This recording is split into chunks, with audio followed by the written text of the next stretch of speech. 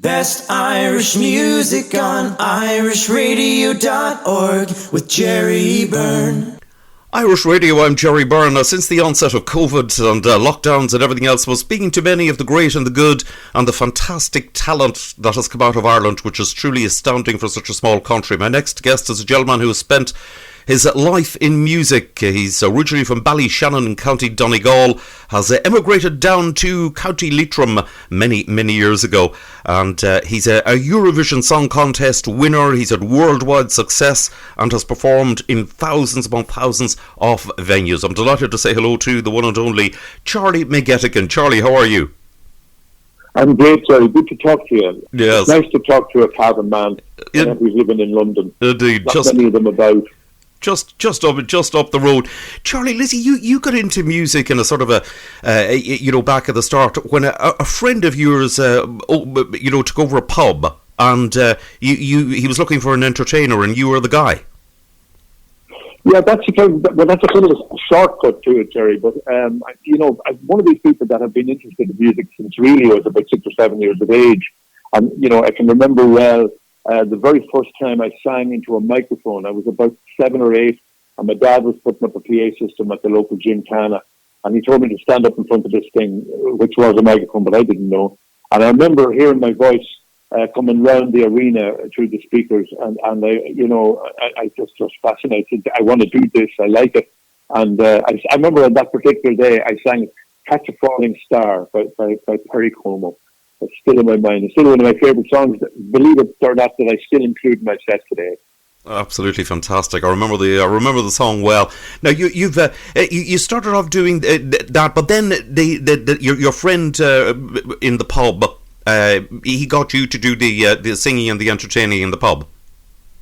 Yeah, well, we had a little rock band, and funny, another man that spent an awful lot of his time in Cavan, John Hannigan, was in the band with me, and John moved to Cavan and ended up working for the Mighty Avens, Jimmy Smith in the New Pin Cleaners in Cavan. But that's by the way. But this fella, as I say, he leased a pub for the summer, and we were a little rock and roll band. But he rang me up and said, "I have a busload of people from Belfast are after arriving into the pub. Can you come out and help me out?" I said, "We'll do anything." So I went down and I bought the Guinness Book of Irish Ballads. And that led me into, we went out and we entertained them and reading the words in the songs out of the book.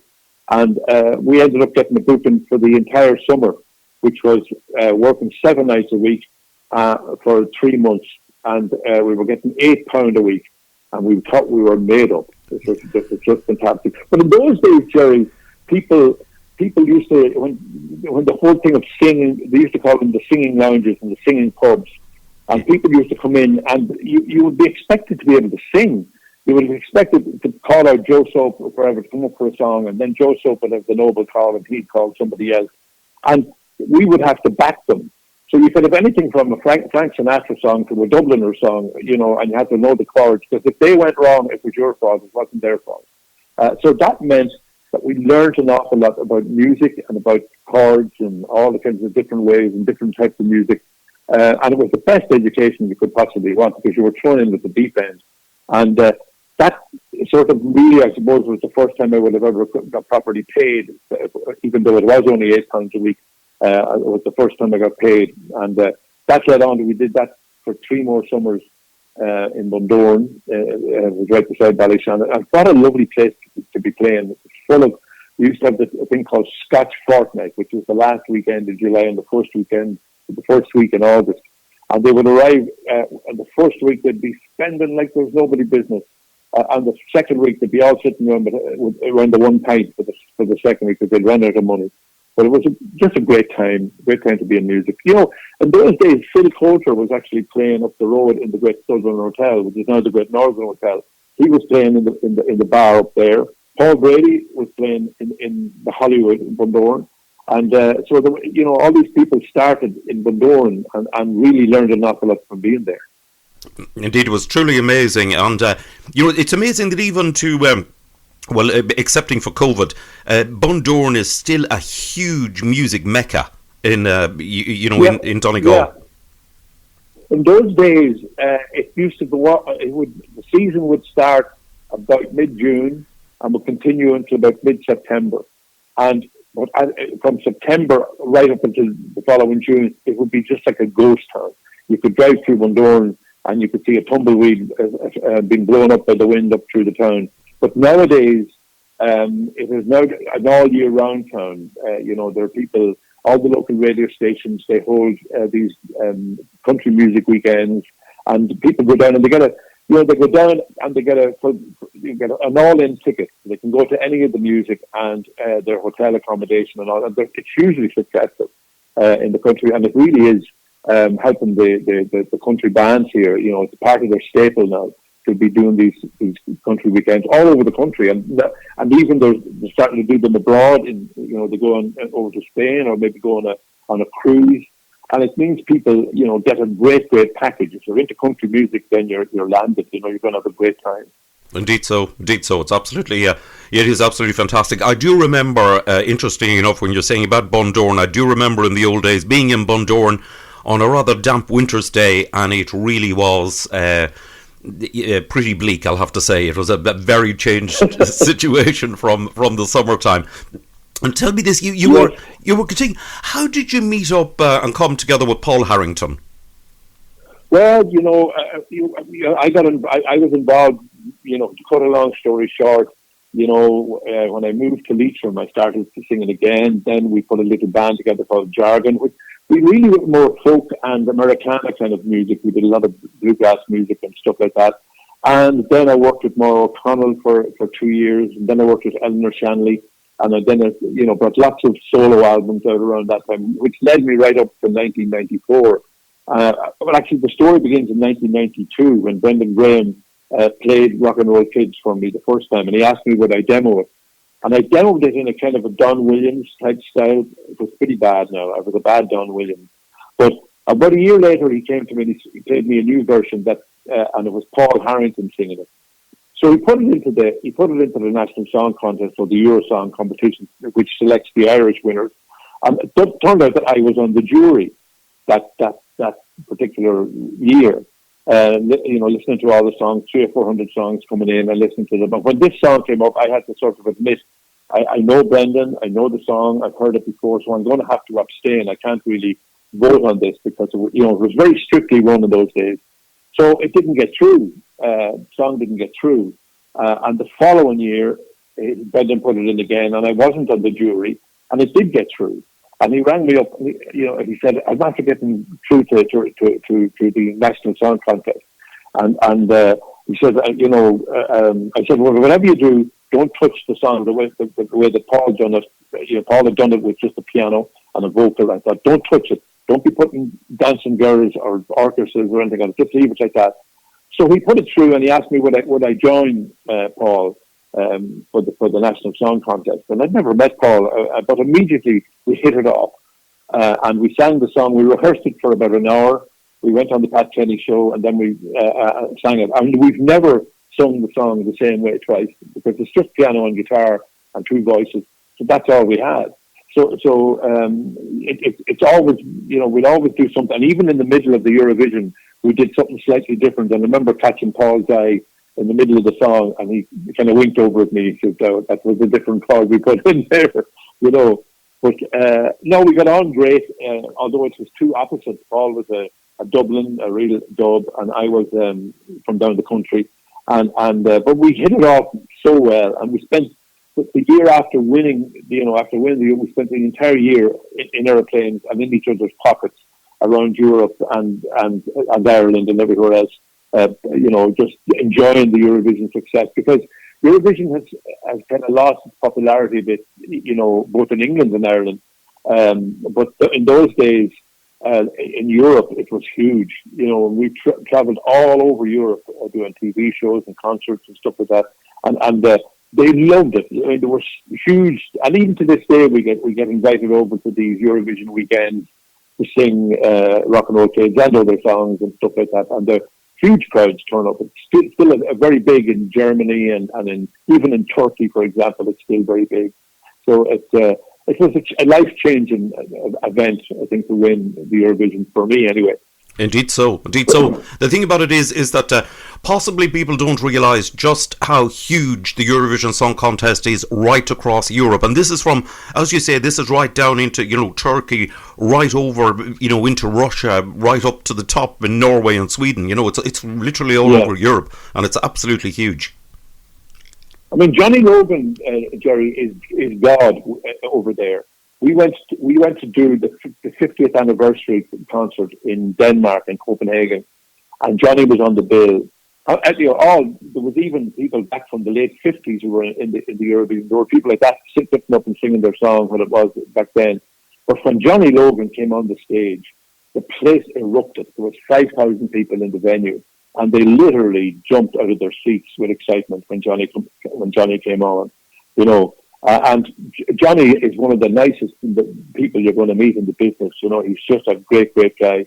And to see him so successful, all over Europe is just fantastic. He's the king of Eurovision as far as I'm concerned. And he's singing better than ever. He's just a great, great singer. Indeed so, yes. I heard him relatively recently, and yes, absolutely fantastic stuff.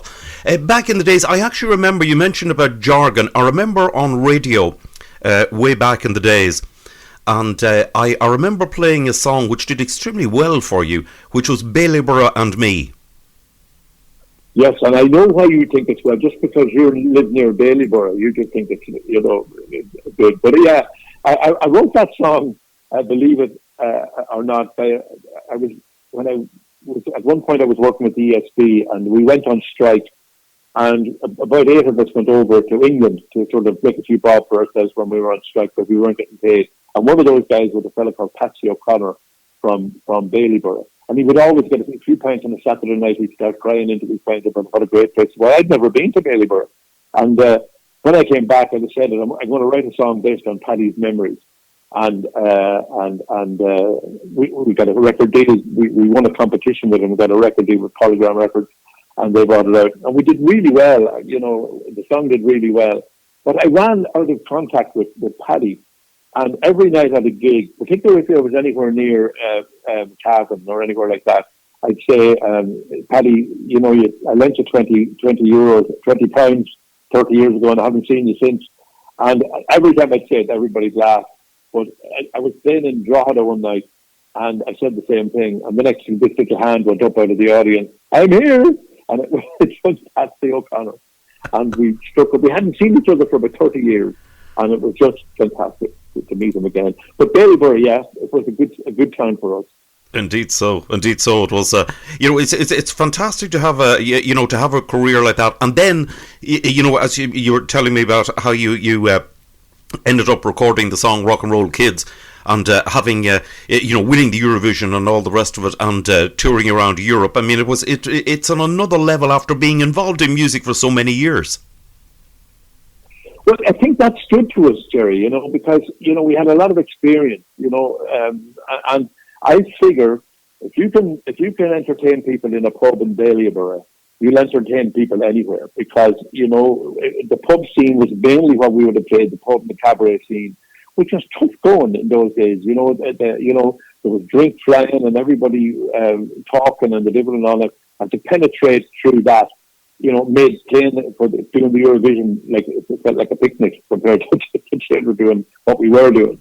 So we had all the experience behind us. We'd been playing for about 30 years together. Not together, but been playing. And that stands to you. When you do come under pressure. Indeed so, yes, indeed so. It's that is one thing about it is, as you say about the pub gigs and that, you really got to be able to to perform, and you've got to be able to sort of stand out, as you say, and be over the noise of conversation and all the rest of it. It's a heck of an apprenticeship.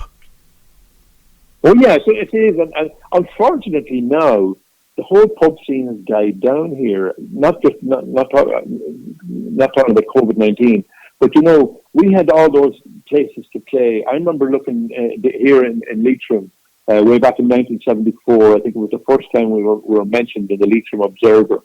So I went over to the archive in Ballinamore. They've got this big archive of Leitrim Observers, and I picked it up in August, in the week of August 1974. There were two full pages of ads for pub music. Literally every pub in every town and had music. Nowadays, very few pubs have music, or if it is, it's a guy with a backing track and with a karaoke machine. That's about as far as it goes. So young people starting out now, they haven't got as many venues that they can learn their trade in, which is tough, and the whole show band scene whereas it's thriving now, but compared to the 60s and the 70s, I mean, in the 60s and the 70s, there were 500 working bands in Ireland, and all making a decent living out of it. Now, I'd say if there are 10 bands in the country that are making a living, that's about it, So, but on the other side of it, those bands are employing a lot more people now because, in the old days, they'd all set up their own PA and, put up their own lights. Now they're, a lot of, like Nathan Carter would have a crew maybe of 9 or 10 people, as well as the band. So it's creating more and more employment. Maybe each band creates more employment than it would have back in the 60s and the 70s. Indeed so, yes, indeed so. It is quite amazing, the changes and the evolvement of, of entertainment, and it's quite interesting actually. One of the things you were saying there about pubs, there were back in a number of years ago, there were numerous pubs, for example, and particularly in the cities, in Dublin, who used to have rock bands and all that type of thing, and all of those appear to have disappeared. Yeah, there was what was known as the Cabaret Scene here. And that has gone largely. Now it's, you might get, it's like the places like Bundoran and Galway, Castlebar, where they all have a theatre, and people can go to theatre there, but there's no place where a young fella maybe is taking up the guitar and his friend has a set of drums and somebody else has a keyboard. There's no place for that kind of thing for them to learn their trade, to literally go out there. We were blessed. When you think of 3 months playing 7 nights a week alone in Bundoran in the 60s, that was a fantastic learning curve. You learned an awful lot from doing those things, and it really hardened you up and, taught you an awful lot about how to be an entertainer, if nothing else, Indeed so. You've spent a lifetime, performing and playing. I mean, you've played in the smallest venues imaginable, and then you've gone to literally playing in Europe in front of thousands of people. It's a tremendous career, Charlie, and I'll have to say, well done to you on it all. Well, I've enjoyed every minute of it, Jerry. And I'm 70 years of age now, and I'm still just totally into music. I'd say of my day, out of my 8 hours during the day, I'd say at least 4 of them I'm involved in music. Now even with COVID-19, I spend a lot of time. I do little home videos and put them up online, and work on all the Facebook pages and the YouTubes and the Instagrams and all those. If it hadn't been for them, I don't think it would have survived COVID-19. Because, an awful lot of what you do in music is about meeting people and keeping in touch with people. And Facebook, which is my favourite platform, I have loads and loads of friends on Facebook, and every day I'm hearing from people. And, if you put up, for example, in the last, I just recorded 6 half-hour concerts for the Leitrim County Library. And they're all up on places like YouTube, on my Facebook page, you'll find them, or the Leitrim, they're getting great traction, and people are coming on and saying how much they're enjoying it and stuff like that. And there's a new initiative started here, I heard thought on the news yesterday, excuse me, where all the country singers in Ireland are now going to call their fans on the phone. They ring them up and say, "Here's Mike Denver, how are you getting on?" And that's the kind of thing here that people are very no more than their politicians. They're up close and personal with their favorite country singers, and they meet them after the gig, and they're talking to them. So it's not like in England. You're not going to see your favorite artist. You're not going to get on a face-to-face conversation with them unless you're very lucky. So here it's still a different. It's just a different sort of community, the whole country music community. It's great to see it. Indeed it is, yes. It's something that we'll be finding out more about. It's something Shruti Laura started off, and it is absolutely fantastic idea. And it's a way for, in the times that we've got, for people to be able to actually be physically talk to, the favourite country singer. And it's an absolutely brilliant idea. I think, I mean, I really feel for, I've been lucky in that I've been able to work at other things. I do little jingles for radio stations and advertisements and stuff. I've been able to keep working all through the COVID-19. It's only from the house here, but at the same time it's working.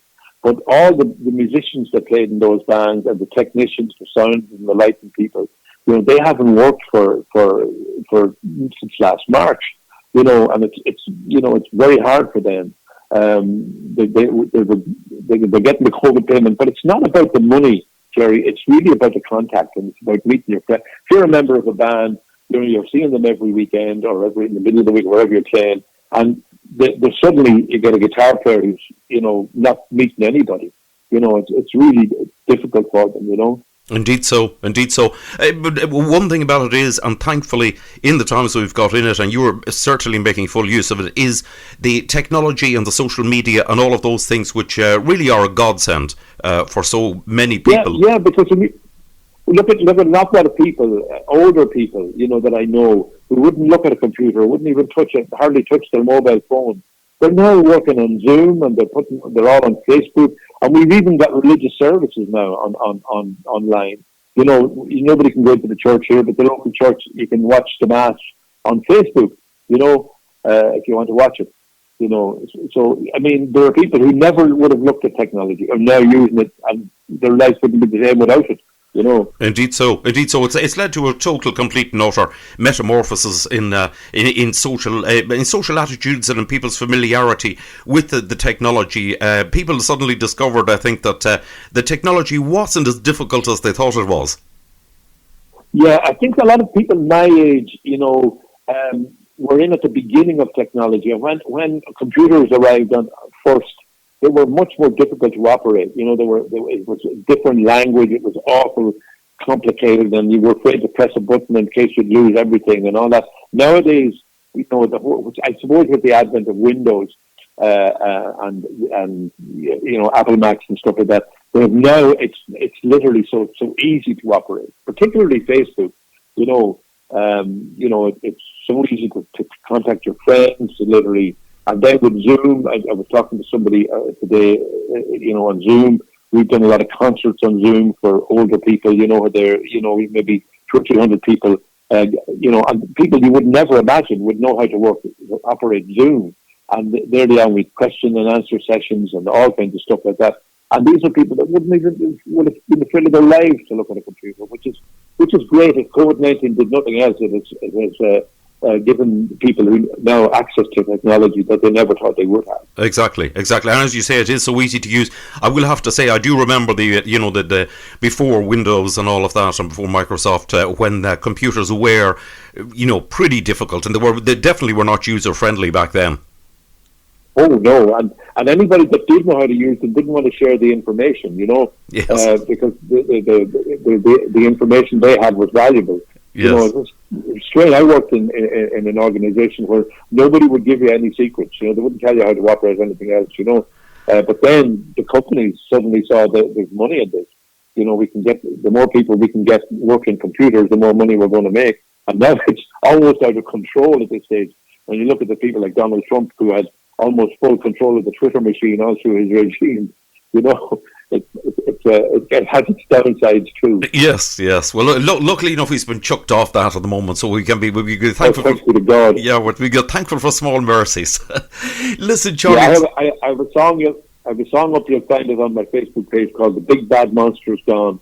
I tended to write during the COVID tour. I tended to write a lot of songs, based on how people were feeling during the COVID. So you'll find songs like after the pandemic, the isolation blues, all kinds of things. They're all up there on my YouTube page if anybody wants to go on and find them.